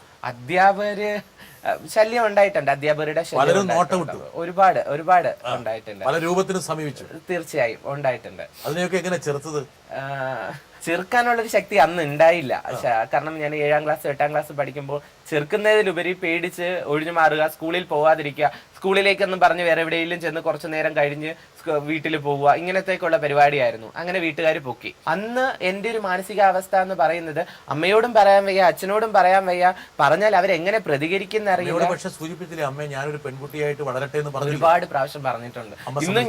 ഇന്നും ഞാൻ അമ്മ എന്നെ പേര് വിളിക്കുമ്പോൾ ഞാൻ പറയുന്നത് എൻ്റെ പേര് മാറ്റി ഇതാണ് ഗസറ്റില് പരസ്യം ചെയ്തിട്ടുണ്ട്. എൻ്റെ ID കാർഡ് അമ്മയെ പോലെ ഞാനും ഇന്ന് സ്ത്രീയാണെന്ന് പലപ്പോഴും പറഞ്ഞാല് അമ്മ എന്നെ തിരിഞ്ഞ് അങ്ങനെ വിളിക്കത്തുള്ളൂ. തീർച്ചയായും അതിന് സൂര്യക്ക് പരാതിയില്ല. എനിക്ക് എന്റെ അമ്മ വിളിക്കുന്നതിൽ ഒരിക്കലും എന്നെ പരാതിയില്ല. പക്ഷെ അമ്മയെ കൊണ്ട് ഒരു ദിവസം എന്നെ മോളെ നിന്ന് ഞാൻ വിളിപ്പിക്കും. അതാണ് എന്റെ വാശി. ഇതല്ല ഈ പറഞ്ഞ പഠിത്തം അവസാനിപ്പിക്കുന്നു. എത്ര ക്ലാസ്സിൽ അവസാനിപ്പിച്ചത്? 9ാം ക്ലാസ്. ഒരു രക്ഷയിലായി, സ്കൂളിൽ പോകാൻ പറ്റുന്നില്ല, പീഡനം, അപമാനം. അതിനേക്കാൾ ഉപരി ഞാൻ ആൺകുട്ടികളും ഇങ്ങോട്ടുള്ള ഒരുമിച്ചിരുന്ന ഒരു സ്ഥലത്തായിരുന്നു പഠിച്ചിരുന്നത്. അപ്പോൾ അവിടെ പലപ്പോഴും എന്നെ ഹറാസ് ചെയ്തിരുന്ന ആൺകുട്ടികളായിരുന്നു, ടീച്ചേഴ്സും ഉണ്ടായിരുന്നു. പോകുന്ന വഴിയിൽ പലപ്പോഴും ടീച്ചേഴ്സ് അവിടെ കൂടി നിൽക്കുന്ന ആൾക്കാർ എന്നെ ഹറാസ് ചെയ്തിരുന്നു, വെർബലിയൊക്കെ തന്നെ. അപ്പൊ ഇത് ആരോട് തുറന്നു പറയുന്നുള്ള ഒരു പ്രശ്നം ഉണ്ടായിരുന്നു. ആരാണ് കുറച്ചൊരു ആശ്വാസം പ്രദാനം ചെയ്തത്? കുറച്ചെങ്കിലും ഞാൻ അമ്മോട് കുറച്ച് ഷെയർ ചെയ്തിരുന്നു. അപ്പൊ അമ്മ പറഞ്ഞു നീ ഒന്ന് നന്നായി നടക്ക്, ആൺകുട്ടികളെ ആൺകുട്ടിയാകുക. അങ്ങനെ എന്നെ ഹോസ്പിറ്റലിൽ കൊണ്ടുപോകാൻ നോക്കി. ഒരു ഡോക്ടറെ അടുത്ത് കൊണ്ടുപോയി. അയാൾ കുറച്ച് വിറ്റാമിൻ ഗുളിക വന്നിട്ട് പറഞ്ഞു 1 മാസം കഴിഞ്ഞ് വരാൻ പറഞ്ഞു. വിറ്റാമിൻ ഗുളിക കഴിച്ച് ഞാൻ 1 മാസം കഴിഞ്ഞിട്ടും എന്റെ ഒരു മാറ്റമില്ല. അത് തന്നെയാണ് ഇനി ധ്യാനത്തിന് കൊണ്ടുവന്നാക്കി. അവിടെയും ഞാൻ ധ്യാനം കഴിഞ്ഞ് 10 ദിവസം കഴിഞ്ഞ് വന്നിട്ടും ഞാൻ ഇതുപോലെ തന്നെയാണ്. അതിലൊരു മാറ്റവും ഉണ്ടായിട്ടില്ല. ഇത് തന്നെയാണ് എനിക്ക് ആരോട് തുറന്നു പറയും ഈ വിഷയം. മാനസിക രോഗമാണെന്ന് ആൾക്കാർ വിചാരിച്ചു. തീർച്ചയായിട്ടും ഇപ്പോഴും വിചാരിക്കുന്ന ആൾക്കാരുണ്ടല്ലോ. എന്റെ വീട്ടിൽ ഇപ്പോഴും എന്നെ അംഗീകരിച്ചിട്ടില്ല. സൂര്യനെ അംഗീകരിച്ച പോലെ എന്റെ വീട്ടിൽ എന്നെ അംഗീകരിച്ചിട്ടില്ല. സൂര്യ എന്താ വെച്ചാൽ കിട്ടുന്ന പൈസ എല്ലാം കൊണ്ട് അമ്മയ്ക്ക് കൊടുക്കും. അതുകൊണ്ടാണ് സൂര്യക്ക് കുറച്ച് അംഗീകാരം കിട്ടിയിരിക്കുന്നത്. അല്ല, കുഞ്ഞിലെ മുതലേ ഞാൻ അമ്മയെ ഹെൽപ്പ് ചെയ്യാന്നായിരുന്നു എന്റെ ഏറ്റവും വലിയ. അമ്മ ചെറുകിട കച്ചവടങ്ങളൊക്കെ, റോഡിലെ ചായക്കട, മെഡിക്കൽ കോളേജിൽ പൊതിയൂണ് കച്ചവടമാണ് എൻ്റെ അമ്മയ്ക്ക് ജോലി. അന്ന് മുതൽ വെളുപ്പിനെ എണീക്കുക, അമ്മയെ സഹായിക്കുക. അങ്ങനെയാണ് ഞാൻ പാചകം തന്നെ നന്നായിട്ട് പഠിച്ചത്. അത് കഴിഞ്ഞ് എനിക്ക് എൻ്റെ ജീവിതത്തിൽ ഒരു ഏറ്റവും വലിയ ആഗ്രഹം എന്ന് പറയുന്നത് എൻ്റെ അമ്മയ്ക്ക് 2 സെന്റ് സ്ഥലത്തൊരു വീട്. ഞങ്ങൾക്ക് വീടില്ല. അപ്പോൾ അന്ന് മുതലേ വാടകയ്ക്ക് കിടക്കുകയാണ്. അപ്പോൾ വാടക കൊടുക്കാൻ കഷ്ടപ്പെടുന്നു. അമ്മയുടെ സഹോദരിയുടെ വിവാഹത്തിന് വേണ്ടി മേടിച്ച ബാധ്യതകൾ, ഇങ്ങനെയെല്ലാം ഞാൻ അന്ന് മുതലേ കാണുന്നത് സ്ത്രീ എന്ന് പറയുന്നത് ഇത്രയും യാതന സഹിക്കുന്ന ഒന്നാണ്. കുടുംബത്തിന് വേണ്ടി ഇത്രയും ഡെഡിക്കേറ്റ് ആയിട്ട്, മക്കൾക്ക് വേണ്ടി ഇത്രയും ഡെഡിക്കേറ്റ് ആയിട്ട്, ഇങ്ങനെ പലപ്പോഴും ആത്മഹത്യയുടെ വക്കിൽ നിൽക്കുമ്പോഴും എൻ്റെ അമ്മ അതെല്ലാം മാറി ഞങ്ങളെ എന്നെയും എൻ്റെ സഹോദരനെയും നെഞ്ചോട് ചേർത്ത് വെച്ച് അല്ലെങ്കിൽ എന്നെ ചേർത്ത് നിർത്തി അമ്മ ഒരള് മദ്ദളത്തിനോട് കഥ പറയും പോലെ എൻ്റെ വിഷമം പറയാൻ ഞാൻ പലപ്പോഴും വരുമ്പോഴും അമ്മയുടെ വിഷമം കാണുമ്പോൾ ചിലപ്പോൾ ഇതൊന്നും വലുതല്ലെന്ന് തോന്നിയൊരു നിമിഷങ്ങളുണ്ട്. അപ്പൊ അന്ന് മുതലേ അമ്മയെ സപ്പോർട്ട് ചെയ്യുക എന്നുള്ളതായിരുന്നു എൻ്റെ ഏറ്റവും വലിയൊരു ഹോബി. ശീതള, എനിക്ക് ഒരു സംശയം, അതായത് ഇങ്ങനെയൊക്കെ വലിയ സംഘർഷങ്ങൾ ജീവിതത്തിൽ വരുമ്പോൾ, എന്നാൽ ഞാൻ ആൺകുട്ടിയായിട്ട് ജനിച്ചു, ആൺകുട്ടിയായിട്ട് തന്നെ അങ്ങോട്ട് അഭിനയിച്ചു എന്നൊക്കെ തീരുമാനിച്ചുണ്ടായിരുന്നു. കുറെ സ്ഥലത്ത് അഭിനയിച്ചിട്ടുണ്ട്, ശ്രമിച്ചു. ഇപ്പൊ ഞാൻ വന്നില്ലേ ഒരു 10-17 വയസ്സ് പള്ളിയിൽ പോകുമ്പോ ഇതുപോലെ മുടി വളർത്തി ക്യൂടെക്സ് ഇട്ട് പോയി. അപ്പൊ എനിക്ക് ആരോടും മുടി നീട്ടി വളർത്തിയോ? മുടി നീട്ടി വളർത്തി. അതല്ല ഞാൻ ചോദിക്കണ, ആൺകുട്ടിയുടെ വേഷത്തിലേക്കൊക്കെ മാറിയിരുന്നെങ്കിലോ, പരിപൂർണമായിട്ടൊരു ആൺകുട്ടിയെ പോലെ തന്നെ നല്ല കൊമ്മ മീശയൊക്കെ വെച്ചിങ്ങനെ നടന്നിരുന്നെങ്കിൽ ആൾക്കാര് അപ്പൊ കുറച്ച് സ്വീകാര്യത കിട്ടിയിരുന്നു അവിടെ വീട്ടില് കിട്ടിയിരുന്നു. ആ അങ്ങനെ നോക്കി കുറച്ച്. എനിക്ക് നോക്കേണ്ട ആവശ്യമില്ല, അത് അവരുടെ ആഗ്രഹത്തോട് വേണ്ടിട്ട്. നമ്മൾ വിവാഹം ക്ഷണിക്കാൻ വരും വീട്ടില്. അപ്പൊ വീട്ടിൽ ക്ഷണിക്കാൻ വരുമ്പോ എന്റെ വീട്ടിലുള്ള 3 പേരുടെ വിവാഹം പറയുള്ളൂ. എന്നോട് വിവാഹം ആരും പറയത്തില്ല, ക്ഷണിക്കില്ല അവര് പരമാവധി എന്നെ അവിടേക്ക് എത്തിപ്പിക്കണ്ടെന്ന് നോക്കൂ.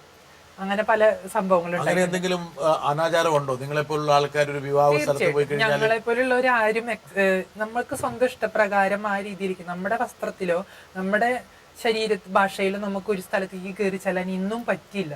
നമ്മളെ പലരും അത്ഭുത ജീവികളെ പോലെയാണ് ഇപ്പോഴും കാണുന്നത്. ഇപ്പൊ എന്നെയൊക്കെ അറിയുന്നത് കൊണ്ട് ചിലർക്ക് അറിയാം ഞാൻ ഇങ്ങനെ എഴുതുന്ന ആളാണ്. ശീതള ഇപ്പം അറിയപ്പെടുന്ന ഒരു ആക്ടിവിസ്റ്റ് ആണ്, സ്ഥിരമായി എഴുതാറുണ്ട്. മാത്രമല്ല ട്രാൻസ്ജെൻഡേഴ്സിനെ സംഘടിപ്പിക്കാറുണ്ട്. ഇന്ന് കേരളത്തിൽ ട്രാൻസ്ജെൻഡർ എന്നുള്ളതൊരു അംഗീകാരം സിദ്ധിച്ച ഒരു ഒരു പദാവലിയായി. എന്തിനേറെ സർക്കാർ പോലും ഈ പുതിയ ബജറ്റിൽ അംഗീകരിച്ചിരിക്കുന്നു. തൊഴിൽ സംവരണം പോലും മെട്രോയിൽ ഏർപ്പെടുത്തിയിരിക്കുന്നത് വലിയൊരു മാറ്റം സംഭവിച്ചു. പക്ഷേ ഈ പീഡനത്തിൻ്റെയും ഈ മാറ്റത്തിൻ്റെ ഇടയിലുള്ള വലിയൊരു കാലമുണ്ട്. വരട്ടെ, ഒരു കാലത്തെക്കുറിച്ച് എനിക്ക് രണ്ടുപേരോടും കൂടി ഒരേ ചോദ്യം തന്നെയാണ് ചോദിക്കാനുള്ളത്. നിങ്ങളുടെ ഒരു ട്രാൻസ്ജെൻഡേഴ്സ് എന്ന് പറയുന്ന ഒരു സമൂഹത്തിന് വേണ്ടി അങ്ങേയറ്റം കഠിനാധ്വാനം ചെയ്ത് നിങ്ങളുടെ അംഗീകാരം, ഒരു വിധത്തിൽ പറഞ്ഞാൽ നിങ്ങളുടെ അംഗീകാരം ചോദിച്ചിങ്ങനെ വാശി പിടിച്ച് വാങ്ങിക്കൊണ്ടേയിരിക്കുകയാണ്. നിങ്ങൾക്ക് അവകാശപ്പെട്ടതാണെങ്കിൽ കൂടി അത് സമൂഹത്തിൽ ചോദിക്കേണ്ട ഒരു ഗതികേടാണ് അല്ലേ? വളരെയധികം സന്തോഷം തോന്നുന്ന ഒരു കാര്യം. എങ്ങനെയാണ് ഇങ്ങനെയൊരു ധൈര്യം നിങ്ങൾക്ക് രണ്ടുപേർക്കും ഉണ്ടായത്? നിങ്ങൾക്ക് വളരെ പ്രോത്സാഹനജനകമായിട്ടുള്ള വാക്കുകളാണ് ഭാഗ്യലക്ഷ്മിയുടെ ഭാഗത്ത് നിന്ന് വന്നത്. ഭാഗ്യലക്ഷ്മി പറഞ്ഞ കേട്ടോ സൂര്യ, എന്ന് തോന്നുന്നു? ഞാനും ഡബിങ് ചെയ്യാറുണ്ട്. അപ്പോഴൊക്കെ ചേച്ചിയെ മനസ്സിൽ വിചാരിച്ചിട്ടാ ഞാൻ പലപ്പോഴും മൈക്കിന്റെ മുമ്പിൽ നിന്നിട്ടില്ല. അപ്പോൾ ചേച്ചിയിൽ നിന്ന് ഇങ്ങനെ ഒരു ഡബ് ചെയ്യുന്നു. ഞാൻ സിനിമയിൽ ചെയ്തിട്ടുണ്ട്. അർദ്ധനാരി സിനിമയിലെ നായികയ്ക്ക് ഡബ് ചെയ്തത് ഞാനാണ്. അഭിനയിച്ചിട്ടുണ്ട്. ചേച്ചി ചോദിച്ചത് എങ്ങനെ ധൈര്യം കിട്ടിയെന്ന്. എന്റെ അഭിപ്രായത്തില് ഞാനൊരു ശരിക്കും പറഞ്ഞാൽ ഒരു പുരുഷ വേശിയായിട്ട് ജീവിച്ചിരുന്ന ഒരു കാലം ഉണ്ടായിരുന്നു ജീവിതത്തില്. എത്ര ക്ലാസ് കഴിഞ്ഞിട്ട്? എനിക്ക് 10 വരെ പഠിക്കാൻ പറ്റുള്ളൂ. 10ാം ക്ലാസ് കഴിഞ്ഞിട്ട് ഒളിച്ചോടി. അതെ, നാട് വിട്ടുപോയി. നാട് വിട്ട് ഞാൻ കോഴിക്കോടാണ് ചേക്കേറിയത്. അപ്പൊ അവിടെ ചെന്ന് എന്നെ സ്വീകരിച്ചത് സെക്സ് വർക്കേഴ്സ് ആണ്. തൊഴിലാളിയായി ജീവിച്ചു. കുറച്ചു നാള് ജീവിക്കേണ്ടി വന്നു.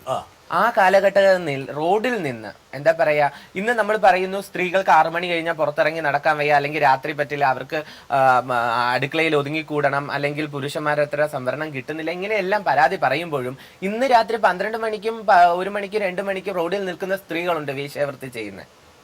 സൂര്യ പല പകൽമാന്യന്മാരുടെയും യഥാർത്ഥ നിറം കണ്ടോ? അന്ന് കണ്ടിട്ടുണ്ട്. ഒരുപാട് പേരുടെ ഒരുപാട് പേര് എന്നെ മൃഗീയമായിട്ട് പിച്ച് ചീന്തിയിട്ടുള്ള പലരും ഉണ്ടായിട്ടുണ്ട്. അപ്പോൾ എനിക്ക് ആഹാരമില്ല, ഭക്ഷണമില്ല, പാർപ്പിടമില്ല. ഇങ്ങനെ ആ ഒരു 10, 14, 15 വയസ്സിനകത്തുള്ള ഒരു കുട്ടി റോഡിൽ അലയേണ്ട ഒരു അവസ്ഥ, ഒരു ഭ്രാന്തരെ പോലെ അലയേണ്ട ഒരു അവസ്ഥ ഉണ്ടായിട്ടുണ്ട്. ആൺകുട്ടിയുടെ വേഷത്തിലാണ് നടന്നത്. അന്ന് ആൺകുട്ടിയുടെ അല്ല, പെൺകുട്ടിയുടെ അല്ലാത്തൊരു വേഷം. കാരണം പെൺകുട്ടിയുടെ ടീഷർട്ടും എത്രത്തോളം പെണ്ണായിട്ട് ജീവിക്കാൻ പറ്റുമോ എന്നുള്ളൊരു സ്വാതന്ത്ര്യത ഉൾക്കൊണ്ടുകൊണ്ടാണ് വീട്ടിൽ കള്ളം പറഞ്ഞ് ഞാൻ ട്രെയിൻ കയറി പോയത്, കോഴിക്കോട് പോയത്. കോഴിക്കോട് ഇങ്ങനെ ലൈംഗിക തൊഴിലാളിയായി ജീവിക്കാനുള്ള അല്ലല്ല, ഞാൻ ഒരിക്കലും ലൈംഗിക തൊഴിലാളിയായി ജീവിക്കാനല്ല കോഴിക്കോട് പോയത്. കോഴിക്കോട് എന്ന് പറയുന്നത് ഞാൻ അമ്മയും കുടുംബവുമായിട്ട് കാടാമ്പുഴ ക്ഷേത്രത്തിൽ ദർശനത്തിന് പോകുന്ന സമയത്ത് കോഴിക്കോട് സ്റ്റാൻഡിൽ വെച്ച് എന്നെ പോലെ ഒരാളെ ജീവിതത്തിൽ ആദ്യമായി കണ്ടത് അവിടെ വെച്ചിട്ടാണ്. അപ്പോൾ ആ കുട്ടി എന്നോട് വന്ന് സംസാരിച്ച് മോളെ എന്ന് അഭിസംബോധന ചെയ്തത് ആ കുട്ടി ആദ്യമായിട്ട് തന്നെ. അപ്പോൾ അത് കഴിഞ്ഞ് എന്നെ പോലെ ഒരാളെ കണ്ടപ്പോൾ ആളിൽ നിന്ന് നമ്പർ മേടിച്ചു.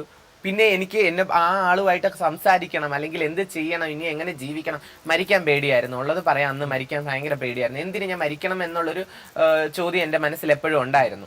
അവിടുന്ന് ഈ ആളെ തിരക്കിയുള്ളൊരു പോക്കായിരുന്നു എനിക്ക്. അവിടെ ചെന്നു അങ്ങനെ ഒരു നമ്പരും ഇല്ല, ആളെയും കണ്ടില്ല, അലഞ്ഞു തിരിഞ്ഞ് നടക്കേണ്ട അവസ്ഥ. ഞാൻ ശരിക്കും പറഞ്ഞാൽ പട്ടിയും കുപ്പയിൽ നിന്ന് ആഹാരം കഴിച്ച് ഞാൻ ആഴ്ചകളോളം കഴിഞ്ഞിട്ടുണ്ട്. ആദ്യത്തെ ഒരു സെക്ഷൽ അബ്യൂസ് എവിടെ സംഭവിച്ചു? അതാണ് സാർ പറഞ്ഞു വന്നത്. എനിക്ക് വിശപ്പ് സഹിക്കാൻ വയ്യാതെ ഞാൻ കുപ്പയിൽ നിന്ന് ആഹാരം കഴിച്ചു. ഈ കഴിച്ചു ഇങ്ങനെ നടക്കുന്ന സമയത്ത് ആദ്യമായി ഒരാളെ എനിക്ക് കൊണ്ടുപോയി കോഴിക്കോട് നിന്ന് ബിരിയാണി മേടിച്ചിരുന്നു. അന്നാണ് ഞാൻ കോഴിക്കോട് ബിരിയാണിയുടെ രുചി അറിയുന്നത്. കാരണം വിശപ്പുണ്ട്, ഞാൻ ആഹാരം കഴിച്ചിട്ടില്ല, കോഴിക്കോട് ബിരിയാണിയാണ്. അന്നൊക്കെ ബിരിയാണി ഒരു ഹൈലൈറ്റ് സാധനമായിരുന്നു ജീവിതത്തില്. അങ്ങനെ ബിരിയാണി കഴിച്ചു. അദ്ദേഹം എനിക്കൊരു 100 രൂപ തന്നു. അദ്ദേഹം എന്നെ റൂമിലേക്ക് കൊണ്ടുപോയി സെക്സിന് ഉപയോഗിച്ചു. അന്നാണ് ഞാൻ ജീവിതത്തിൽ സെക്സ് ചെയ്ത് ആദ്യമായി 100 രൂപ ഉണ്ടാക്കുന്നത്. ജീവിതത്തിൽ ഇങ്ങനെയും ജീവിക്കുന്നവര് ഈ നാട്ടിലുണ്ടെന്ന് മനസ്സിലാക്കിയത് അയാളിൽ നിന്നാണ്. സന്തോഷമായിരുന്നോ, സങ്കടമായിരുന്നോ, ആത്മരോഷം? സാർ, അന്ന് എന്റെ വിശപ്പടങ്ങണം, എനിക്ക് താമസിക്കാൻ ഒരു സ്ഥലം വേണം, ജീവിക്കാൻ പൈസ വേണം എന്ന് മനസ്സിലാക്കിയ ഒരു മാസങ്ങളായിരുന്നു. അന്ന് അയാൾ എനിക്ക് ദൈവത്തെ പോലെയായിരുന്നു. അങ്ങനെ ആ ഒരു തൊഴിലങ്ങ് ആരംഭിച്ചവിടെ കുറച്ചു നാള് ജീവിക്കാൻ പൈസ വേണ്ടി വന്നപ്പോൾ ആളെ പിന്നെയും കണ്ടിട്ടുണ്ടാവണം. കാരണം ഓർമ്മയിലില്ല. കാരണം ഇന്നും ഞാൻ അദ്ദേഹത്തെ ആലോചിക്കാറുണ്ട്. പലപ്പോഴും എങ്ങനെയായിരിക്കും അയാൾ ഇരിക്കുന്നത് എന്നുള്ള ഒരു ചിന്ത മനസ്സിൽ വരാറുണ്ട്. കാരണം ഒരു നന്ദി പറയണം എന്ന് അമർഷമൊന്നുമില്ല, ഒരിക്കലും ഇല്ല. കാരണം എനിക്കെന്നാ ഒരു നേരത്തെ ആഹാരം തന്നതാ. ഇന്നും ഞാൻ ഉച്ചത്തിൽ പലയിടത്തും പറയുന്നത് ട്രാൻസ്ജെൻഡേഴ്സിന് ഒരു നേരത്തെ ആഹാരം ആര് കൊടുത്തിട്ടുണ്ട്? കുട്ടികൾക്ക്, റോഡിൽ കിടക്കുന്ന കുട്ടികളെ കൊണ്ടുപോയി ആഹാരം കൊടുക്കുന്നവരും, കുട്ടികൾക്ക് വേണ്ടി ചിൽഡ്രൻസ് ഹോം, വൃദ്ധർക്ക് വേണ്ടി വൃദ്ധസദനങ്ങള്, ഭിക്ഷക്കാരെ മുടിവെട്ടിയും അല്ലെങ്കിൽ വൃത്തിയാക്കിയും അവർക്ക് വേണ്ടിയുള്ള ഷെൽട്ടർ ഹോമുകൾ, എന്തിനേറെ പറയുന്ന റോഡിൽ കിടക്കുന്ന നായയെ കൊണ്ടുപോയി വന്ധീകരണം ചെയ്ത് കുളിപ്പിച്ച് അവരെ പോർക്കും ഷെൽട്ടറുകളുണ്ട്. ഇന്നൊരു ട്രാൻസ്ജെൻഡേഴ്സിന് ഒരു ഷെൽട്ടർ ഇല്ല. ഒരു നേരത്തെ ആഹാരം കൊടുത്തു എന്ന് ആരെങ്കിലും ഉറക്കെ പറഞ്ഞിട്ടുണ്ടോ? ഇല്ല. ഞങ്ങൾക്ക് അറിയാവുന്നവരോട് ചിലപ്പോൾ ഞങ്ങൾക്ക് ഇന്റർവ്യൂ അല്ലെങ്കിൽ ഞങ്ങളെ കുറിച്ച് സ്റ്റഡി ചെയ്യാൻ വരുന്നവര് ചിലപ്പോൾ ഒരു നേരത്തെ ആഹാരം വാങ്ങി തന്നിരിക്കാം. അതിലുപരി ഇന്ന് പറയുന്ന സാമൂഹിക, സാംസ്കാരിക, രാഷ്ട്രീയ നേതാക്കളാകട്ടെ ഒരു നേരത്തെ ആഹാരം ഞങ്ങൾക്ക് ഇന്ന് വരെ തന്നിട്ടില്ല. ശീതൽ, സൂര്യയുടെ ജീവിതത്തിന് സമാനമായിട്ടുള്ള ഒരു ജീവിതമാണ് ശീതലിനുള്ളത്. വ്യത്യാസമാണ്. കാരണം സൂര്യ നിന്നത് കേരളത്തിലാണ്, ഞാൻ നാട് വിട്ടുപോയത് ബാംഗ്ലൂരാണ്. ബാംഗ്ലൂരേക്ക് എന്താ ബാംഗ്ലൂരേക്ക് പോകാൻ കാരണം? കാരണം ഞാനൊരു ജോബ് ആവശ്യത്തിന് അവിടെ പോയത്. പക്ഷെ പഠിച്ചിട്ടില്ല, 10ാം ക്ലാസ് പാസ്സായിട്ടില്ല. അതെ, തീർച്ചയായിട്ടും. എനിക്ക് ഭാഷ അറിയാമായിരുന്നു, തമിഴ് അറിയാമായിരുന്നു. തമിഴ് അറിയാം, കന്നഡ അറിയാം. കോഴിക്കോട് പഠിച്ചിട്ട് തമിഴും കന്നഡയും പഠിച്ചു. സിനിമകൾ കാണുമായിരുന്നു, തമിഴ് സിനിമകൾ. അതിലൂടെയാണ് എനിക്ക് തമിഴ് നന്നായിട്ട് പഠിച്ചിട്ടുള്ളത്. അങ്ങനെ ഞാൻ കമ്പ്യൂട്ടർ ബില്ലിംഗ് പഠിച്ചു ഒരു സ്ഥാപനത്തില്, ഒരു കാസ്റ്റേൺ കമ്പനിയില്. അങ്ങനെ എന്റെ ഡാഡി ഒരു ഫ്രണ്ടിന്റെ കമ്പനി ആയിരുന്നു അത്. അങ്ങനെ അവര് ബാംഗ്ലൂര് ഒരു ബ്രാഞ്ച് ഇട്ടപ്പോ എന്നെ അവിടെ കൊണ്ടുവന്നു. അവര് ഇതൊരു ട്രാൻസ്ജെൻഡർ ആണ് ഈ പറഞ്ഞ പോലെ? അല്ലല്ല, എന്റെ ഫാദറിന്റെ കൂട്ടുകാരനാണ് ഓണർ. നല്ല ആൺകുട്ടിയുടെ രൂപത്തിലാണ് പോയത്. എന്റെ ഫാദർ പറഞ്ഞത് ഇവിടുന്നെങ്കിലും പോയിട്ടൊന്നും നന്നാവൂല്ലോ എന്ന് വിചാരിച്ചിട്ടാണ്. പക്ഷെ ഞാൻ അവിടെ ചെന്നപ്പോ വല്ലാത്തൊരു ലോകത്താണ് ഞാൻ എത്തിപ്പെട്ടത്. ബാംഗ്ലൂർ പോലൊരു നഗരത്തില് അവിടെ transgenders, transsexuals, hijadas, kothis, sarvanis, female sex workers, lesbians, gays, ഇവരൊക്കെ കണ്ടപ്പോൾ ഞാൻ ആകെ അത്ഭുതപ്പെട്ടു പോയി. അപ്പൊ അവരൊക്കെ ഞാൻ അനുഭവിച്ച വേദനകൾ അവർ അനുഭവിച്ചിട്ടുണ്ട്. പക്ഷെ അവരൊക്കെ വളരെ സന്തോഷമായിട്ട് അവരുടെ ജീവിതം കൊണ്ടുവന്നിട്ടുണ്ട്. ഇഷ്ടപ്പെട്ട വസ്ത്രം ധരിക്കുന്നു, ഇഷ്ടപ്പെട്ട ഭക്ഷണം കഴിക്കുന്നു, ഇഷ്ടപ്പെട്ട ആളുടെ കൂടെ പ്രണയിക്കുന്നു, വിവാഹം കഴിക്കുന്നു, അങ്ങനെ ധാരാളം കാര്യങ്ങൾ അവർ ചെയ്യുന്നുണ്ട്. പക്ഷെ ഞാൻ ഇപ്പോഴും ആ കുപ്പത്തൊട്ടിയിൽ തന്നെയാണ്. അവിടെ നിന്നാണ് ഞാൻ സംഗമം എന്നൊരു ഓർഗനൈസേഷനെ പരിചയപ്പെടുകയും ആ ഓർഗനൈസേഷൻ വഴി ഞാൻ എൻ്റെ റൈറ്റ്സിനെ കുറിച്ച് മനസ്സിലാക്കുകയാണ്. എങ്ങനെയാണ് ഞാൻ ജീവിക്കേണ്ടത്, അങ്ങനെയാണ് ഞാൻ തീരുമാനിക്കുന്നത്. എനിക്ക് കേരളത്തിൽ വരണം, സംസാരിക്കണം, എൻ്റെ സമുദായത്തിന് വേണ്ടി സംസാരിക്കണം.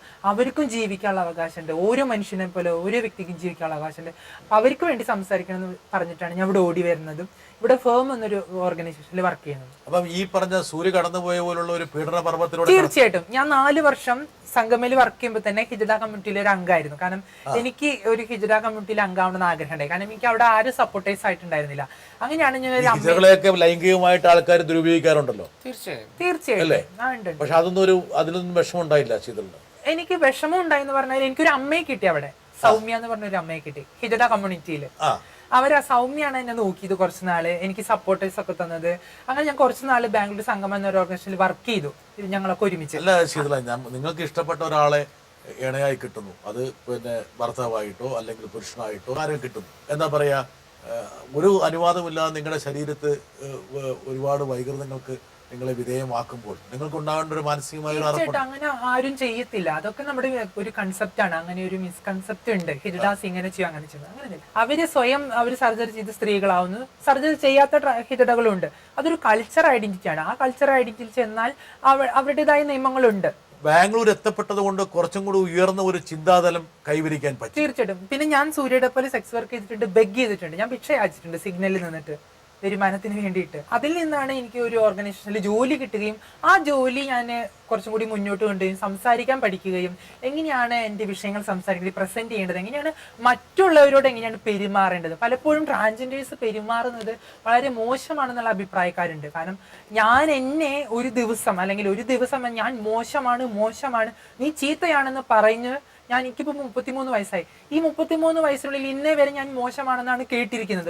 പറയാൻ കാരണം എന്ന് വെച്ചാൽ നമ്മളിപ്പോൾ വൻ നഗരങ്ങളിലൊക്കെ ഉള്ള ട്രാഫിക് ജംഗ്ഷനിലൊക്കെ ഹിജറകൾ എന്ന് പറയും, ഇൻവെർട്ടർ അവർ വന്ന് ഫോഴ്സ്ഫുൾ ആയിട്ട് ആൾക്കാരിൽ നിന്ന് പൈസ മേടിച്ചുകൊണ്ട് പോവുക. ഇങ്ങനെയൊക്കെയുള്ള നമ്മൾ സാധാരണ രീതിയിൽ പെട്ടെന്ന് ഒരാൾ വരുമ്പോൾ ഹിജറയാണ് എന്ന് പറഞ്ഞ് ഒരു പ്രത്യേക ഭയം ഉണ്ടാക്കുന്ന രീതി. ഉത്തരേന്ത്യയിൽ ഒരു കുട്ടി ജനിക്കുകയാണെങ്കിൽ ആ വീട്ടിലേക്ക് ഹിജറകൾ ഇരച്ചു കയറും. അവരുടെ ഒരു റൈറ്റാണ് ആ കുട്ടി ജനിച്ചു കഴിഞ്ഞാൽ അവിടെ. അപ്പം അതൊക്കെ അവർക്കൊരു ഭീതി ഉണർത്തുന്ന രീതിയിലുള്ള ചില ചേഷ്ടകളോ അല്ലെങ്കിൽ അതുപോലുള്ള നീക്കങ്ങളോ ഉണ്ടാകാറുണ്ട്. പണ്ടായിരുന്നു, ഇപ്പൊ ഇല്ല. ഹിജഡ എന്നൊരു വാക്കിന് അർത്ഥം തന്നെ ദേവദൂതർ എന്നാണ്. മുഗൾ രാജവംശകാലത്ത് കിട്ടിയ ഒരു പേരാണ് ഹിജഡ എന്നൊരു. ഇതിനകത്ത് വേറെ വശമുണ്ട്. നിങ്ങൾ പറഞ്ഞ പോലെ നിങ്ങളൊന്ന് ശപിച്ചു കഴിഞ്ഞാൽ ആ ശാപം വയ്ക്കുമെന്നും നിങ്ങൾ അനുഗ്രഹിച്ചാൽ അങ്ങനെ വിശ്വാസമുണ്ട്. ഇപ്പൊ ചില സംസ്ഥാനങ്ങളിൽ ഹിജഡകളെ വളരെ സ്നേഹപൂർവ്വമാണ് കൊണ്ടുപോകുന്നത്. പക്ഷെ മറ്റു സംസ്ഥാനങ്ങളിൽ അവരെ മോശമായിട്ട് കാണുന്നുണ്ട്. ഇപ്പൊ സർക്കാർ കൊടുത്ത പേരാണ് തമിഴ്നാട്ടിൽ അറവാണി തിരുനങ്കി എന്ന്, കർണാടകയിൽ മംഗളമുഖി എന്ന്. ഹിജഡ എന്നൊരു പേരുണ്ട്, കിന്നറർ എന്നുള്ള പേരുണ്ട്. ഇപ്പൊ നമ്മൾ യക്ഷഗന്ധർവ കിന്നറർ എന്നുള്ള പേരാണ് കിന്നറർ എന്നുള്ളത്. പക്ഷെ ഇവിടെ എന്താണ് പേര്? ആണും പെണ്ണും കെട്ടവൻ, അല്ലെങ്കിൽ പെണ്ണു കുഞ്ഞായി, അല്ലെങ്കിൽ 9 ചക്ക. അതുപോലെ ഗവൺമെന്റ് അംഗീകരിച്ചുള്ള ഒരു പേര് ഇന്ന് വരെ നമുക്ക് കിട്ടിയിട്ടില്ല. ഇക്കാര്യത്തിൽ ഈ ട്രാൻസ്ജെൻഡേഴ്സിനെ ഏറ്റവും മോശമായിട്ട് കൈകാര്യം ചെയ്യുന്ന ഒരു സ്റ്റേറ്റ് ആണ് കേരളം. ട്രാൻസ്ജെൻഡേഴ്സിനെ മാത്രമല്ല, ജെൻഡർ ഐഡന്റിറ്റികളെ വളരെ, പ്രത്യേകിച്ച് നമ്മുടെ കേരള സമൂഹത്തിന്റെ ഒരു പ്രത്യേകതയാണ് മറ്റുള്ളവന്റെ അടുക്കളയിലേക്ക് ഒന്ന് എത്തി നോക്കാന്നുള്ളത്. നിന്റെ വീട്ടിൽ എന്ത് സമയം, നിനക്ക് എന്ത് സമയക്കുന്നു, ഞാൻ നടക്കുന്നത് പോലെ നീ നടക്കൂ എന്നുള്ള ഒരു കൺസെപ്റ്റ്. ഇതാണ് ഞാൻ ചോദിക്കണം, എത്തി നോട്ടം എന്നുള്ള ഒരു ക്യൂരിയോസിറ്റി. എന്താ കാരണം ഒരു ക്യൂരിയോസിറ്റി. ഇപ്പൊ നിങ്ങളിപ്പോൾ ഞാൻ പറയാൻ കാരണം എന്ന് വെച്ചാൽ, ഞാൻ കേട്ടിട്ടുണ്ട് നിങ്ങളെപ്പോലുള്ള വിഭാഗക്കാരിൽ നിന്ന് അവരുടെയൊക്കെ റെൻഡറുകളിൽ നിന്ന് കേട്ടിട്ടുണ്ട്, നിങ്ങളെ ഒന്നും രാത്രി പോലീസ് വിളിച്ചു കഴിഞ്ഞാൽ നിങ്ങൾ യഥാർത്ഥ സ്ത്രീയാണോ പുരുഷനാണോ എന്നുള്ളത്. തീർച്ചയായും ഒരുപാട് അനുഭവങ്ങൾ ഉണ്ടായിട്ടുണ്ട് സാർ. ഞാനൊരു ആർട്ടിസ്റ്റ് ആണ്. സാധാരണ സ്റ്റേജ് പ്രോഗ്രാമിന് പോയിട്ട് രാത്രി 12 മണിക്ക് 1 മണിക്ക് 2 മണിക്കൊക്കെയാണ് പ്രോഗ്രാം കഴിഞ്ഞ് വീട്ടിലേക്ക് വരുന്ന പല സന്ദർഭങ്ങളിലും പിടിച്ചു നിർത്തി. ഇപ്പോൾ ആർട്ടിസ്റ്റ് ആണെങ്കിൽ ഡാൻസ് കളിക്കണം. ഞാൻ പല പോലീസുകാരോടും ദേഷ്യപ്പെട്ടിട്ടുണ്ട്. എനിക്ക് പ്രോഗ്രാം ചെയ്ത് ക്ഷീണിച്ച് മേക്കപ്പ് അഴിച്ച് വരുമ്പോൾ ഇയാള് ഫീമെയിൽ ആർട്ടിസ്റ്റ് ആണോ? ആ സാർ ഞാൻ ഫീമെയിൽ ആർട്ടിസ്റ്റ് ആണ്. ഇങ്ങനെ കണ്ടിട്ടില്ലേ സാർ ഇന്ന ചാനലിലൊക്കെ ഉണ്ട് എന്ന് ചിലവർ പറഞ്ഞു കൊടുത്താൽ കൂടി പറയും പാട്ട് പാടി ഡാൻസ് കളിക്കണം. നാട് റോഡിൽ 12 മണിക്ക് ഡാൻസ് കളിച്ചാലേ അവരെന്നെ ആർട്ടിസ്റ്റ് ആയിട്ട് അംഗീകരിക്കുള്ളൂ, അല്ലെങ്കിൽ വിടത്തുള്ളൂ. ഞാൻ പറഞ്ഞു ഇല്ല വേണ്ട, എന്നെ സ്റ്റേഷനിൽ കൊണ്ടുവെക്കോ, രാവിലെ നിങ്ങൾ തെളിയിച്ചിട്ട് വിട്ടാൽ മതി എന്ന് ഞാൻ പല പോലീസുകാരോടും പറഞ്ഞിട്ടുണ്ട്. പിന്നെ എന്താ പറയാ, ഞാൻ ഫീമെയിൽ ഡ്രസ്സിലായിരുന്നു ഈ സർജറി ചെയ്യുന്ന മുമ്പത്തെ കാലഘട്ടം വരെ. അന്നും ഫീമെയിൽ ഡ്രസ്സിൽ നടക്കുമ്പോഴും പോലീസ് പറയും ഇതിന്റെ അകത്ത് എന്താ, ഈ ഡ്രസ്സ് എന്തിന്, ഡ്രസ്സ് അഴിക്കണം. നടു റോഡിൽ വെച്ച് രാത്രി 2 മണിക്കും 3 മണിക്കും എന്നോട് ഡ്രസ്സ് അഴിച്ച് കാണിക്കാൻ പറഞ്ഞിട്ടുണ്ട്. ഇഷ്ടമുള്ള ഒരു സാരി ഉടുത്തു പോയതിന് നമ്മുടെ തിരുവനന്തപുരത്തെ ഫോർട്ട് സ്റ്റേഷനിൽ എന്നെ അറസ്റ്റ് ചെയ്തുകൊണ്ട് പോയി. 18 പോലീസാണ്, വനിതാ പോലീസ് അടക്കം 17, 3 ജീപ്പിലാണ് വന്ന് എന്നെ അറസ്റ്റ് ചെയ്തത്. എന്തോ കൊലക്കുറ്റം ചെയ്ത പോലെ. സാർ എന്റെ ഇഷ്ടമുള്ള ഒരു വസ്ത്രം ധരിച്ചു വന്ന് നീ ഡ്രസ്സ് ഇട്ടുകൊണ്ട് വന്ന ആണുങ്ങളെ വശീകരിക്കാൻ വന്നതാണെന്ന് ഞാൻ പറഞ്ഞു. ഞാൻ എന്റെ വീട്ടിൽ നിന്നാണ് ഡ്രസ്സ് ഇട്ടിട്ട് വന്നത്, സാറിന് വീട്ടിൽ വിളിച്ചൊന്ന് ചോദിച്ചു നോക്കാം. അങ്ങനെ പിറ്റെന്നുള്ള പത്രങ്ങളിലും കുടുംബത്തെ വരെ മാനം കെടുത്തുന്ന രീതിയിൽ പോലീസുകാർ സംസാരിച്ചിട്ടുണ്ട്. എന്റെ അച്ഛനും അമ്മയും സഹോദരനെ നിർത്തിക്കൊണ്ട് പറഞ്ഞു ഇതാ ഈ നിൽക്കുന്ന ആണും പെണ്ണും കെട്ടവൻ ഇങ്ങനെ നടക്കുന്നതാണെന്ന്. എന്റെ അമ്മയോടും അച്ഛനോടും പറഞ്ഞ് ഇതിനെയൊക്കെ നാട് കടത്തേണം വേണം, അല്ലെങ്കിൽ കൊല്ലണം എന്ന്, ഇതിനെയൊക്കെ കൊന്നുകൂടെ ജനിച്ചപ്പോഴേ എന്ന് പറഞ്ഞ് എന്റെ അച്ഛനും അമ്മയും മാനം കെടുത്തിയിട്ടുണ്ട്. സഹോദരൻ ഉൾപ്പെടെ ഉള്ളവരെ മാനം കെടുത്തിയിട്ടുണ്ട്. ഞാൻ ഇങ്ങനെ ട്രാൻസ്ജെൻഡർ ആണ്, അല്ലെങ്കിൽ ഞാൻ ഇപ്പോൾ തന്നെ സർജറി കഴിഞ്ഞിട്ട് പല പോലീസുകാരും വന്ന് കണ്ടിട്ടുണ്ട്. ഇതിലെന്താ സാർ ഞാൻ സ്ത്രീയാണ്, എന്റെ ഐഡന്റിറ്റി കാർഡ് സ്ത്രീയുടെയാണ്, ഞാൻ സ്ത്രീയായി മാറിയ ട്രാൻസ്സെക്ഷൽ ആണെന്ന് പറഞ്ഞ് കാർഡ് കാണിക്കുമ്പോഴും പറയും എന്താണ് അതിനകത്ത്, സ്പോഞ്ച് ആണോ ഇങ്ങനെയൊക്കെയാണ് ചോദിക്കുന്നത്. താഴെ എങ്ങനെയാണ്? അപ്പോ രാത്രി അതേ ഭാഗത്ത് ഒരു സ്ത്രീയാണ് വന്നിരുന്നെങ്കിൽ പരിശോധിച്ച് നോക്കിയിട്ടുണ്ടോ? പലവരും എന്റെ കയ്യിൽ വരെ കയറി പിടിച്ചിട്ടുണ്ട്. എന്റെ ഭർത്താവ് എതിർത്ത് സംസാരിച്ചിട്ടുണ്ട്. ഞാൻ ഉദ്ദേശിക്കുന്നത് ഇന്ന് ആ ഒരു സ്ഥാനത്ത് സ്ത്രീ ആയിരുന്നെങ്കിൽ ഏത് തരത്തിൽ അവർ ബിഹേവ് ചെയ്യുമായിരുന്നു. ഇന്നൊരു സ്ത്രീ ഐഡന്റിറ്റി കാർഡ് കാണിച്ചാൽ അവരുടെ സ്ത്രീത്വം എന്തുവാന്ന് ചോദിക്കാൻ തരത്തിലെ പോലീസുകാർക്ക് ചിലപ്പോൾ ഞാൻ വസ്ത്രം അഴിച്ച് കാണിക്കേണ്ടിയിരിക്കുന്ന ഒരു അവസ്ഥയാണ്. ഇന്ന് സ്ത്രീയാണെന്ന് പറയുമ്പോഴും അല്ലെങ്കിൽ ഞാൻ ഇന്ന് സർജറി കഴിഞ്ഞ ട്രാൻസെക്ഷൽ ആണെന്ന് പറയുമ്പോഴും എന്റെ ലിംഗഭാഗങ്ങൾ എന്താണ് എന്ന് പലരുടെ മുമ്പിലും തുറന്നു കാണിക്കേണ്ട ഒരു അവസ്ഥ പോലീസുകാരിൽ നിന്ന് ഒരുപാട് ഉണ്ടായിട്ടുണ്ട്. ഒരുപാട്. ശീതളിനെ ഞങ്ങൾ കാണുന്നത് തൃശ്ശൂർ ടൗണിൽ വെച്ചിട്ടാണ്. പിന്നെ കണ്ടു, ഇഷ്ടപ്പെട്ടു. കുറച്ച് നാള് ഒരുമിച്ച് നടന്നു, പിന്നെ ഒരുമിച്ച് താമസിക്കാന്ന് പറഞ്ഞു. വളരെയധികം എതിർപ്പുണ്ടായിരുന്നു. എന്റെ വീട്ടിൽ നിന്നാണ് ഏറ്റവും കൂടുതൽ എതിർപ്പ് നടന്നത്. വീട്ടിൽ നിന്നുള്ള പ്രശ്നങ്ങൾ മാത്രമല്ല, പിന്നെ ഇങ്ങനെ ചാനലുകളിലൊക്കെ വന്നപ്പോ താമസിക്കുന്ന സ്ഥലത്ത് നിന്ന് ഇറക്കി വിട്ടു. അങ്ങനെ ഞങ്ങൾ ബാംഗ്ലൂർ പോയി കുറച്ച് നാൾ അവിടെ താമസിച്ചു. 10 വർഷമായി ഒരുമിച്ച്. തീർച്ചയായും കേരളത്തിൽ തന്നെ ജീവിക്കണം എന്നാണ് ആഗ്രഹം. ഇപ്പൊ സർക്കാരിന്റെ ഭാഗത്ത് നിന്ന് നല്ലൊരു സമീപനം ഉണ്ടായിട്ടുണ്ടല്ലോ, അത് കാരണം ഇനി ജീവിക്കാൻ പറ്റുമെന്ന് വിചാരിക്കുന്നു. രജിസ്റ്റർ ചെയ്യണമെന്ന് ആഗ്രഹമുണ്ട്. ശീതൾ ഇവിടെ ഈ JB ജംഗ്ഷനിൽ ഇത്രയും സെലിബ്രിറ്റികൾ വന്നിരിക്കുന്ന ഇവിടെ വരെ എത്തി നിൽക്കുമ്പോ ജീവിതത്തിലേക്ക് തിരിഞ്ഞു നോക്കുമ്പോ ആരുടെയെങ്കിലും കടപ്പാട് തോന്നുന്നുണ്ടോ? അതാരാ? എന്റെ ഭർത്താവ് എന്ന് എനിക്ക് പറയാൻ പറ്റില്ല, കാരണം ഞാൻ രജിസ്റ്റർ ചെയ്തിട്ടില്ല. ഒരു സ്ത്രീയും പുരുഷനും വാങ്ങിക്കുന്ന പോലെ എന്റെ കൂടെ നിൽക്കുന്ന ഒരാൾ, പാർട്ട്ണർ. ഞങ്ങളുടെ സങ്കല്പ പ്രകാരം ഭർത്താവാണ്. സൂര്യ, നമുക്ക് അങ്ങനെ ആക്കാം. അല്ല, ഞാൻ അങ്ങനെയാണ് പറയുന്നത്. ഞാനെപ്പോഴും അങ്ങനെയാണ് സംസാരിക്കാറുള്ളത്. നിന്റെ ഞങ്ങൾ 10 വർഷമായി ഇതുവരെ രജിസ്ട്രേഷൻ ചെയ്തിട്ടില്ല. ലിവിംഗ് ടുഗദർ ആണെന്ന് വേണമെങ്കിൽ പറയാം. ഓക്കെ. എന്തായിരുന്നു ആദ്യത്തെ കണ്ടുമുട്ടല്? ലവ് അറ്റ് ഫസ്റ്റ് സൈറ്റ് ആയിരുന്നു? എനിക്ക് ആദ്യം ആകർഷണമൊന്നും തോന്നിയിട്ടുണ്ടായിരുന്നില്ല. പിന്നെ എന്റെ അമ്മയുടെ മരണശേഷം എന്നെ നന്നായി സപ്പോർട്ട് ചെയ്തത് ഇദ്ദേഹമാണ്. കാരണം എന്റെ ട്രാൻസ്ജെൻഡർ സുഹൃത്തുക്കൾ പോലും എന്നെ അത്ര സപ്പോർട്ട് ചെയ്തില്ല. എന്ത് സഹായം വേണമെങ്കിലും ചെയ്യാം, വിഷമിക്കേണ്ട. കാരണം എൻ്റെ അമ്മ എനിക്ക് വളരെ സപ്പോർട്ടായിരുന്നു. അപ്പൊ അമ്മയുടെ മരണശേഷം ഞാൻ വളരെ തകർന്നു പോയി. കുറച്ച് മുമ്പ് എനിക്ക് ആരും ഉണ്ടായിരുന്നില്ല. വീട്ടുകാർ പറഞ്ഞു നീ കാരണമാണ് അമ്മ മരിച്ചതെന്നൊക്കെ പറഞ്ഞു.